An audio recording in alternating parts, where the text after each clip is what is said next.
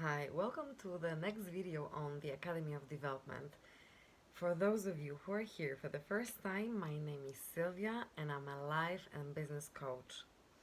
I support people to heal and maintain healthy relationships both at work and in their personal private lives. And if you saw my other videos, welcome back. Today, we're talking about setting boundaries and what's even more important uh, when setting boundaries make sense, maintaining, executing them. So, in order to make sure that I do not forget to mention anything on this topic, I've prepared some notes. So, uh, let's start. First of all, mm, let's imagine setting boundaries as setting standards and executing boundaries as maintaining, keeping these standards that you set.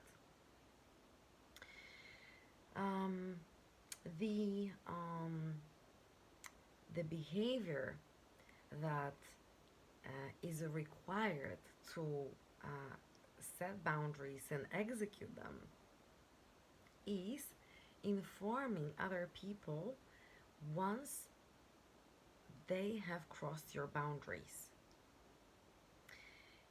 So it will sometimes involve saying no to.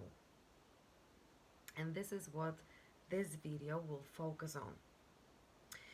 So imagine this.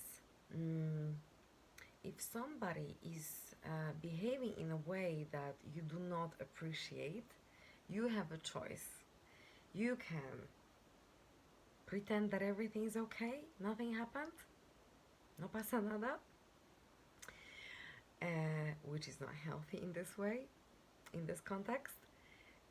You can mm, find reasons to justify that person's behavior, or you can get offended and give somebody a silent treatment.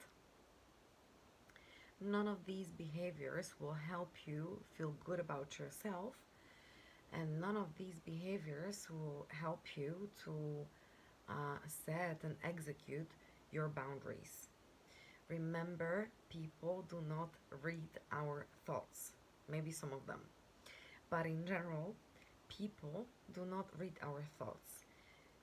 We need to let them know which behavior towards us is something that we appreciate and which behavior is that we do not appreciate. So, what to do in a situation that somebody has crossed our boundaries? The healthy way of letting people know about that will be the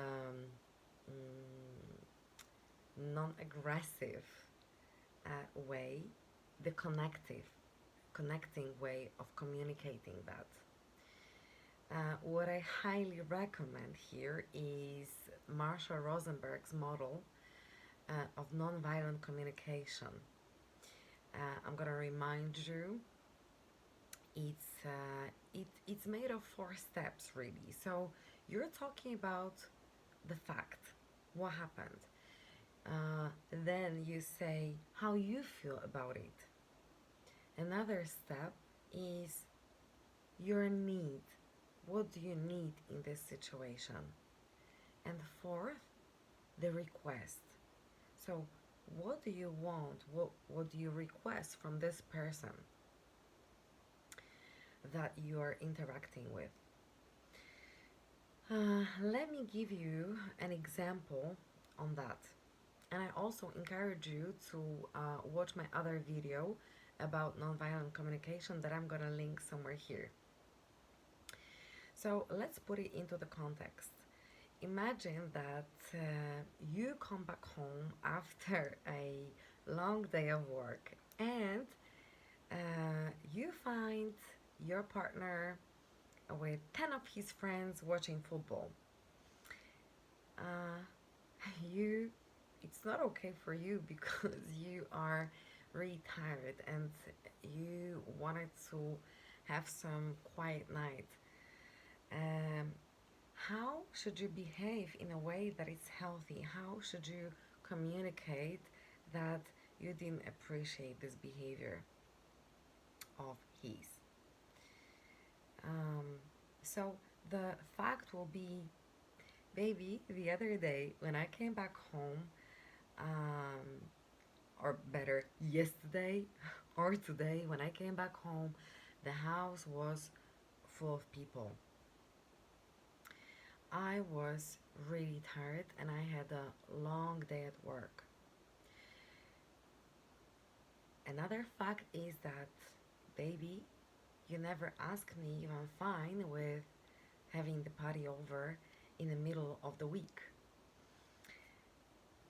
Then you move on to feelings. That made me feel really surprised, frustrated, or even better way to say that, I felt frustrated, disappointed, neglected, and then you move on to the need. What I needed that evening was a quiet night and getting some rest. Moving on to the request, you can say, baby, next time, if you want to invite somebody over in the middle of the week to watch the game, could you please let me know in advance? Could you please ask me before that? Or so that we can decide together, or we can choose a different day.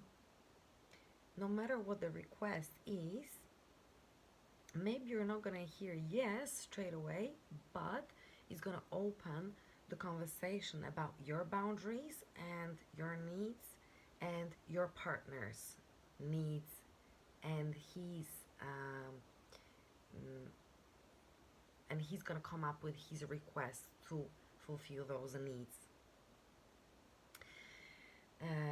Okay, another example here of the behavior that you should react to in a healthy way to keep the boundaries that you set. You come to work and to notice that your colleague has put you on the list of volunteers for a certain project. Normally, you wouldn't mind.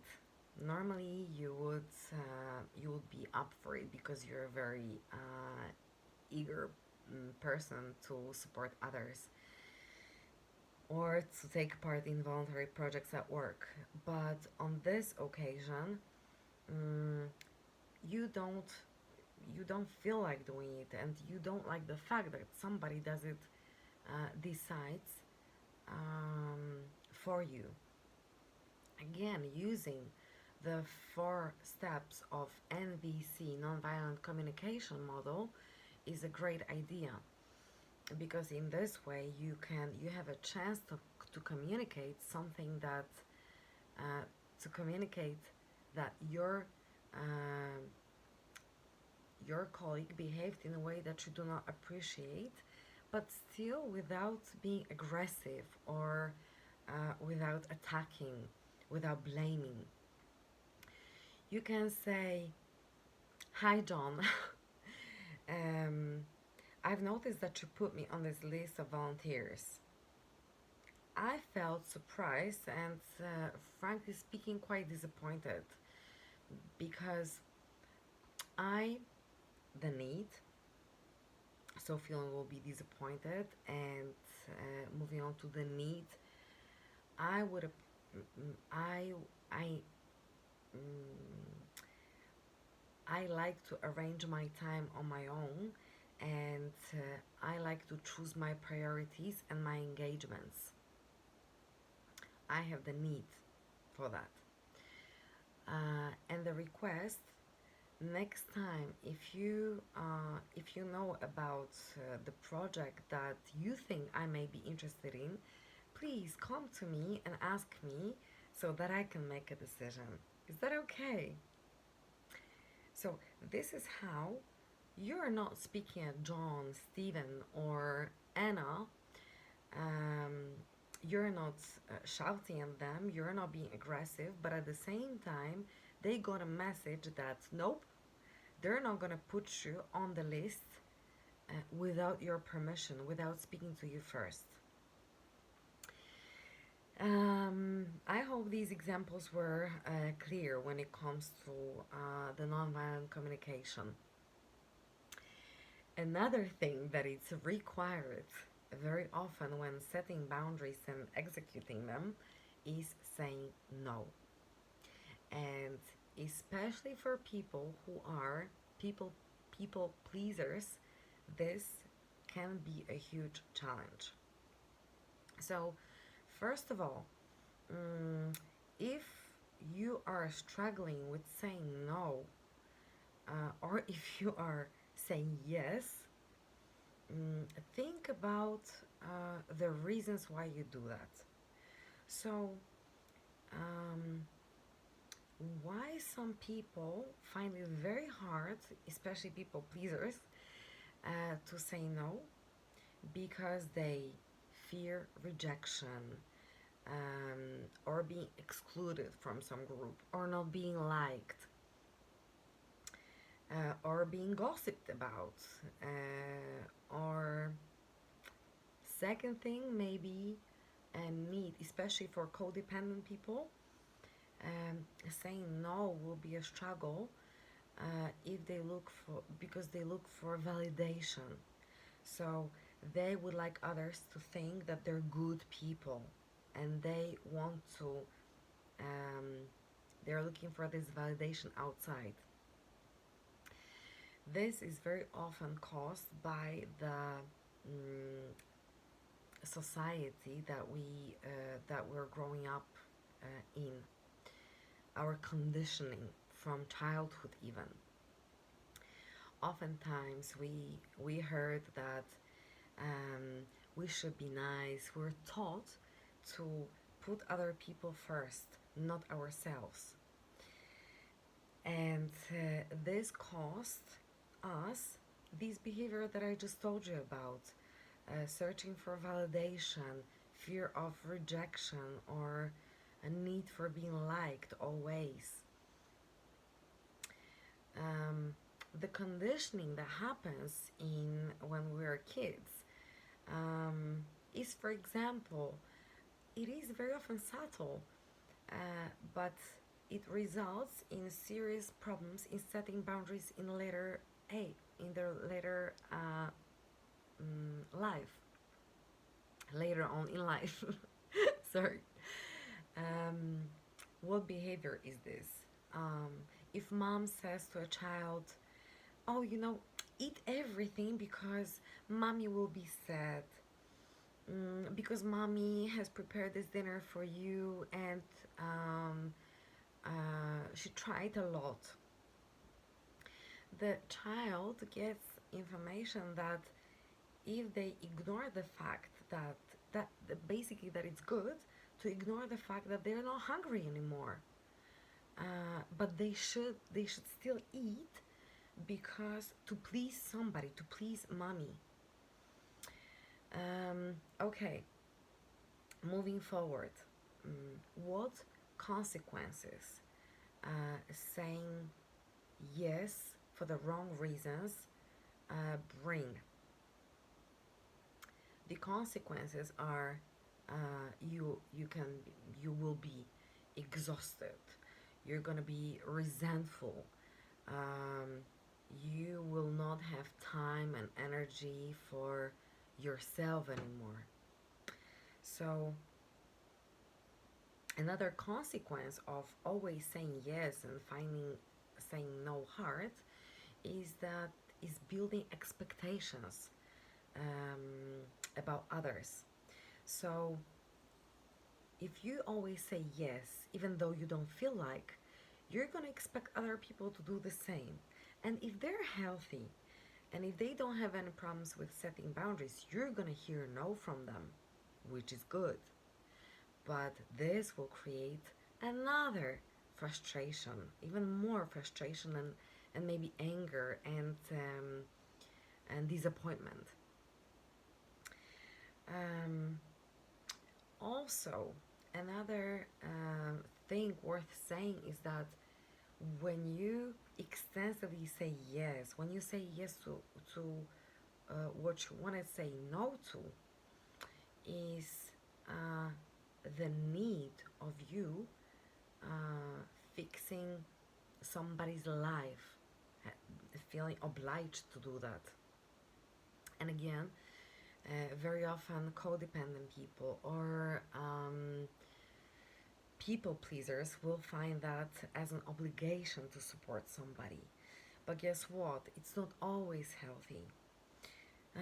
We should let other people take consequences of their behaviors and let them fix their situations and find solutions in their situations. So you don't always have to be there for them.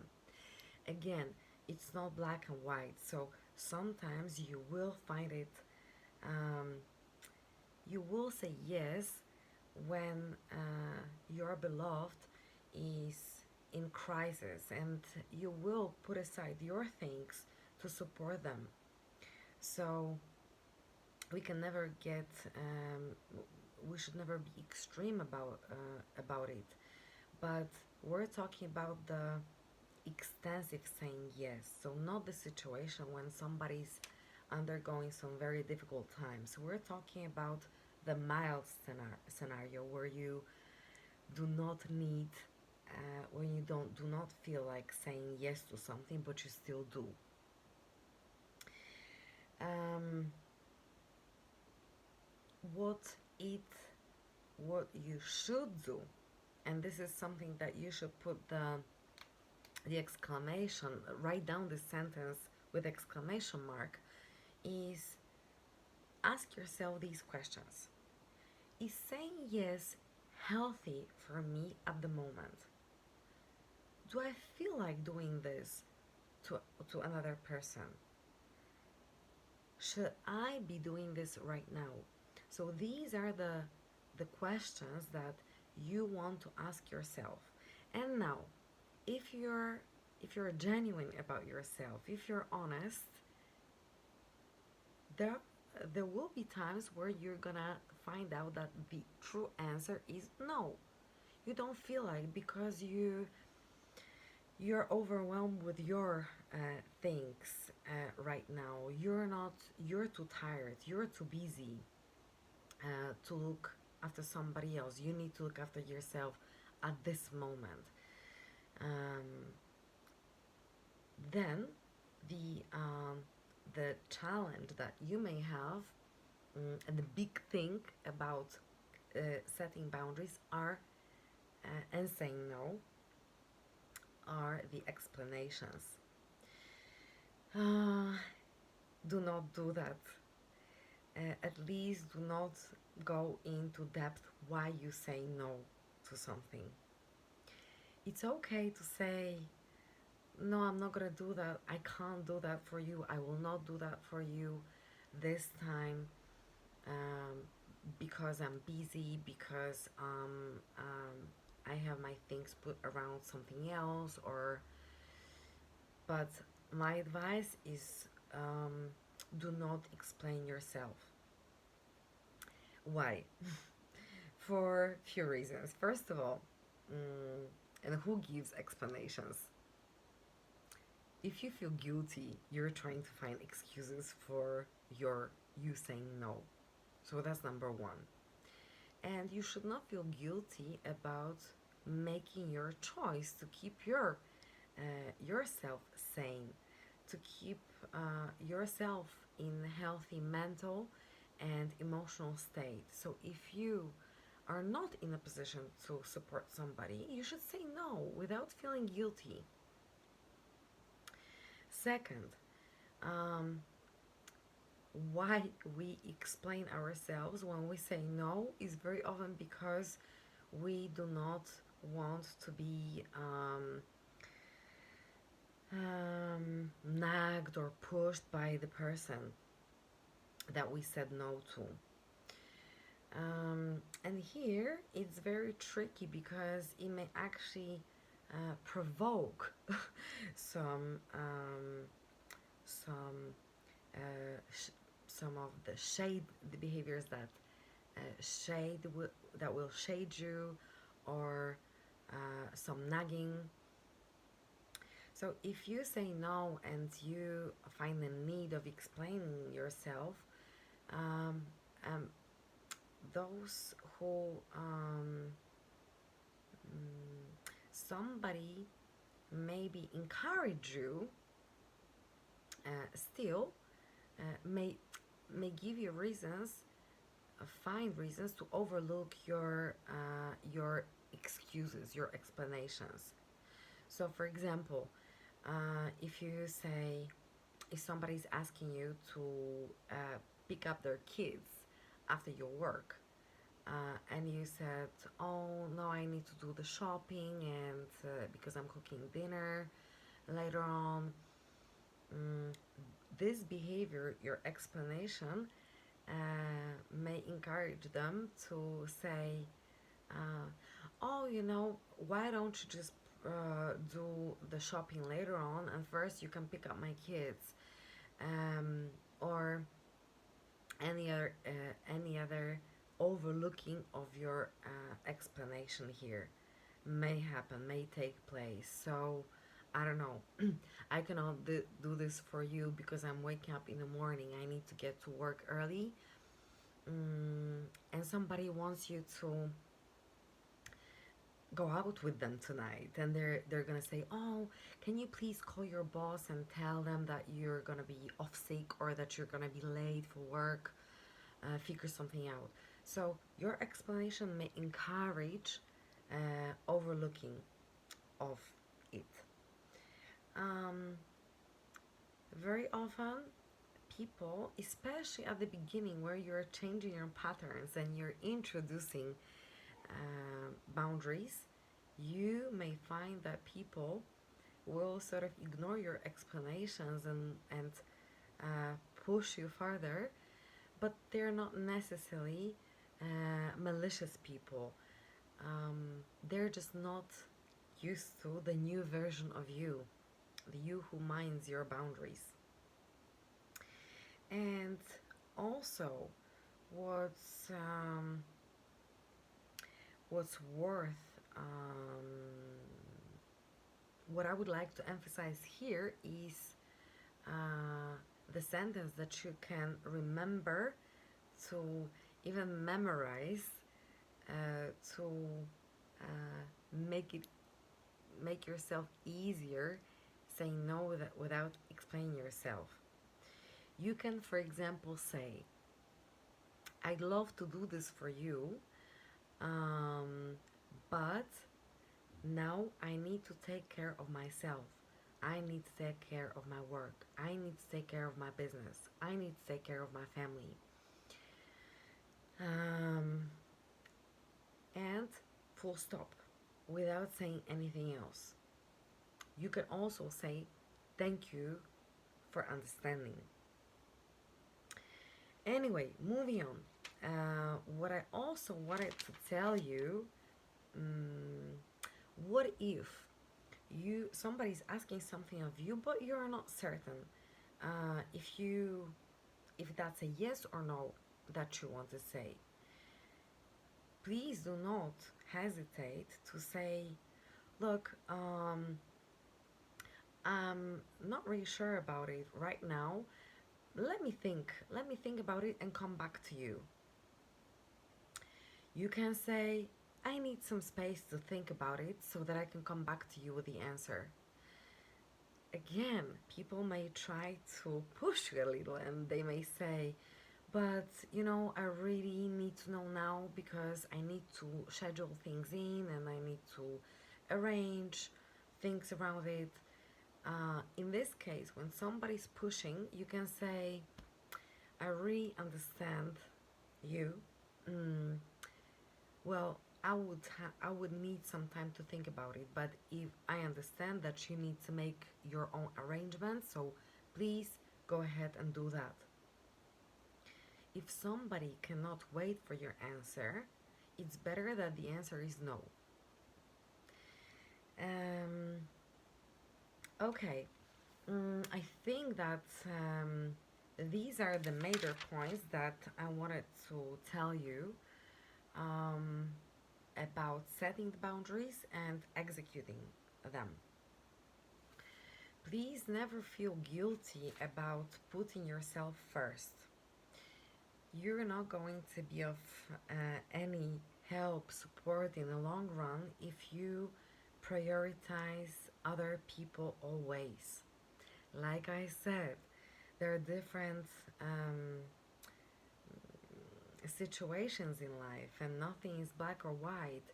So sometimes we're gonna go extra mile for somebody.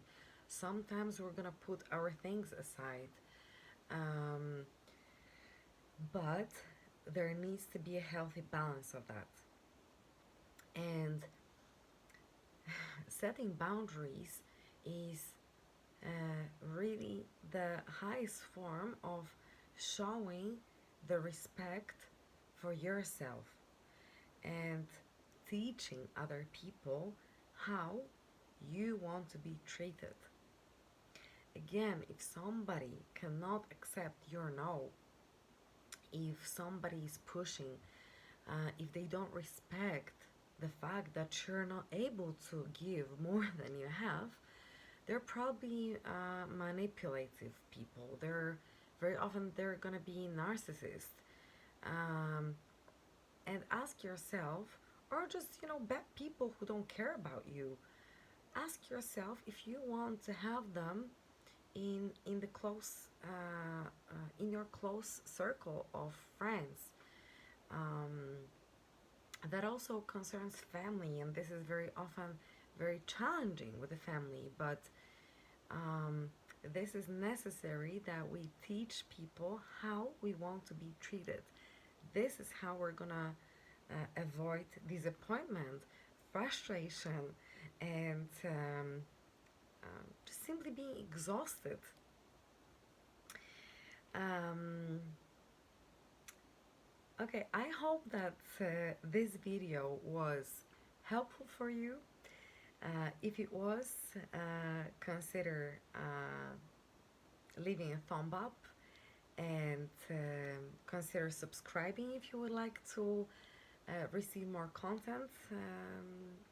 If you want to be notified about the content that it's uploaded on this channel, and click the bell button, and also share this with your friends who you think should listen to the topic of setting and executing boundaries. I also encourage you to follow me on Instagram, and you're gonna find all the details below. Of course, you can also arrange a one-to-one coaching session with me, or a group coaching session if you're managing a team of people. All the details are under the video below. Thank you, and see you in the next one. Bye.